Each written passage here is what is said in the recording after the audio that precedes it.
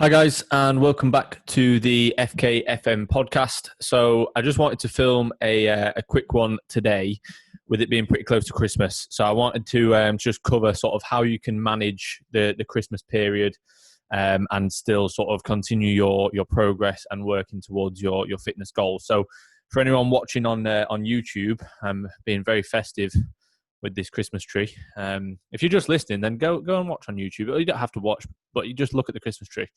It's very small. So yeah, I'm just going to go through like 5 tips. This will literally be it'll be quite a short one, but it's something that I've been covering a lot with my clients and in everyone's check-in sort of over the past week. We've been putting plans in place to make sure that we can enjoy Christmas, enjoy the new year, enjoy sort of this, ending this year that's not been great, trying to make the most of it, while still, not feeling like you're making backward steps, let's say. So I'm going to go over sort of 5 tips, really. So the first one is to set yourself some sort of relaxed days or days off. Okay, so let's say you and your family always have Christmas Eve, Christmas Eve, Christmas Day, and Boxing Day together, and they're the 3 days that you have. Obviously, this year with COVID, everything's a bit different, but let's just assume that.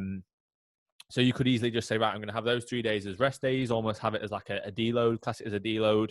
Obviously, reduce some training fatigue, enjoy some time with friends and family, eat some nice food, and have those 3 days. Outside of that, everything is normal. Okay, you might just have Christmas Day. You might just be like, okay, I want to really stay on track and I just want to have Christmas Day where I'll be relaxed. Some people might not want to have any time off, so feel free, carry on as normal.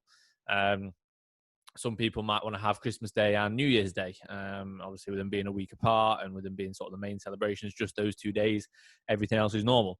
You choose what is sort of best for you. For most of my clients, it's pretty much like the 25th and the 26th, or the 24th to the 26th, and they'll have a few days as a deload and relaxed days with food. Okay, so then it comes to sort of tip number 2, which is covering the relaxed food, is to keep your protein high. So I wouldn't recommend that you track your calories or anything like that. Just enjoy the day, enjoy as much food as you like. But if you keep your protein high, then you're still going to be hitting your protein target, and you're going to be hitting sort of that minimum threshold that you would usually hit when you're tracking your food. And it will also make you more full. So it'll keep you more satiated, which is going to reduce the chance of you over consuming calories by a huge amount through carbs and fats. So if you keep your protein high by having a bit more sort of meat on your Christmas dinner, or outside of your Christmas dinner you just have like protein servings throughout the day, and then that realistically you're going to hit that protein target. You're going to stay nice and satiated, nice and full throughout the day, and not overeat too much through other foods and indulging too much in those foods. Okay, so that's one tip that can help. The third tip is to keep your fruit and veg high as well. So that's going to obviously increase your fiber content in the day, or your fiber intake is going to be increased, which is again going to make you feel more full, going to make you more satiated, and therefore mean that you're unlikely to overconsume calories through carbs and fats again. So again, when it comes to your Christmas dinner, have a bit more of the vegetables versus more of, let's say, the pigs in blankets, for example. So that's a good idea, just to help again with sort of trying to make sure that you don't overconsume too much. In terms of fruit, obviously, if you generally have fruit in your diet anyway, then again, that could be very similar to the protein serving. So outside of like your Christmas dinner, have fruit and whey or something like that as a meal. Again, just to aid in terms of satiation and to make sure that you're going to be hitting your protein target throughout the day. So that's tips 1 through 3. Tip 4 takes us to that expenditure. So I would generally recommend that people go on a walk. So I don't have like set step targets for my clients over Christmas, just because I don't think it's really fair to be, on Christmas Day thinking, oh, I've got 3,000 more steps to get done.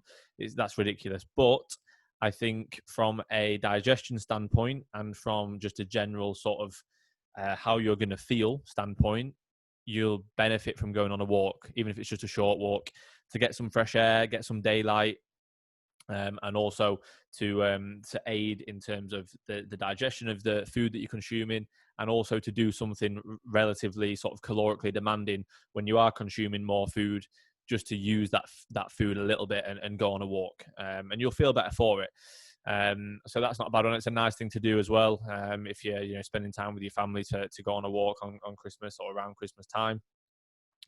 And then the final tip is to just enjoy it. Don't overthink things. These are just tips to help if you're really cautious and want to make sure that you continue to progress. If you can just not give a shit and just enjoy it, then that is absolutely fine. And I'd recommend doing that. Literally, if you can just think, right, I'm not going to track, I'm not going to worry for let's say, just Christmas Day. Everything else outside of that is going to be cool. Then, it's one day. In the grand scheme of things, what difference is that going to make realistically? Nothing.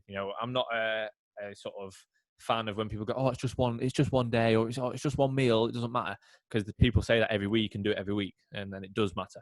But if it's realistically Christmas Day once a year, obviously just enjoy it, make the most of it. Life's too short to be tracking your calories on Christmas Day and worrying about not enjoying food with your family and not thinking, oh, I've got to go and train this morning because it's a training day. If it's Christmas Day and you want to have it off and manipulate your rest days around it, like I said at the beginning, set rest days around your training and relax days with food. So manipulate things around it, and then soon enough just get straight back onto your normal program, and you'll be good to go to carry on progressing. So yeah, that's it. I'm not going to make this a long one, just a nice sort of short, sharp one, and a couple of tips for anyone that wanted to hear anything like that to help over Christmas. So yeah, I'll leave it there. I hope you all have a very Merry Christmas, and I will catch you in the next episode. Cheers, guys.